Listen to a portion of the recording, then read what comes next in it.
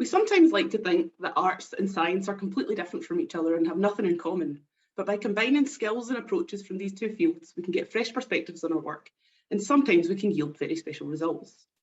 A pioneer of this interdisciplinary way of working was James Morton, a textile weaver from the town of Darvel, near Glasgow, who pivoted to synthetic chemistry and revolutionised the textile dyeing industry. He was driven to this in 1903 after he saw the fate of his own tapestries in Liberty's, a department store in London. After only 1 week in the shop window, his tapestries were so faded and washed out, they initially didn't even recognise his own work. In the century before, newly discovered processes of making dyes in laboratories, instead of collecting them from the natural world, had started to change the textile dyeing industry.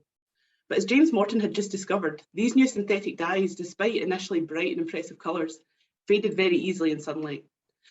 Morton wasn't satisfied by this and thought that the textile dyeing industry should be doing better.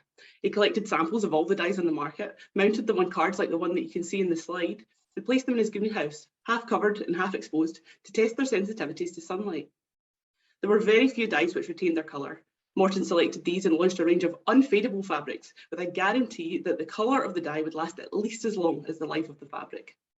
At first, he bought these dyes from a range of international companies, but the limited colour palette available and the trade restrictions that were put in place during the First World War drove Morton, a weaver by trade with no previous scientific experience, to synthesise a new range of unfadable dyes.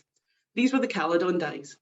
The Caledon dyes revolutionised international synthetic textile dyeing, giving fabrics longer lives than ever before, and they were made at the original site in Grangeworth, near Edinburgh, until the end of the 20th century.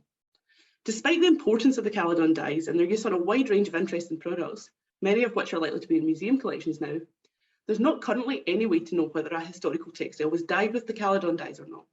Dyes can look the same colour but have very different chemistries, histories and conditions needed for their preservation.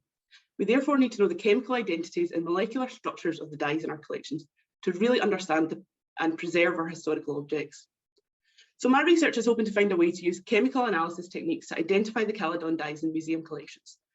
Through this, understanding the popularity of the dyes over time, celebrating the importance of their discovery, and who knows, maybe their resistance to fading could mean that museums might put them on display without damage, something that's notoriously difficult for dyed textiles. In summary, I hope that I can use chemistry to contribute something useful and meaningful to arts research. And like James Morton did with the Caledon dyes, I hope that by combining arts and science, I can achieve something really special. Thank you.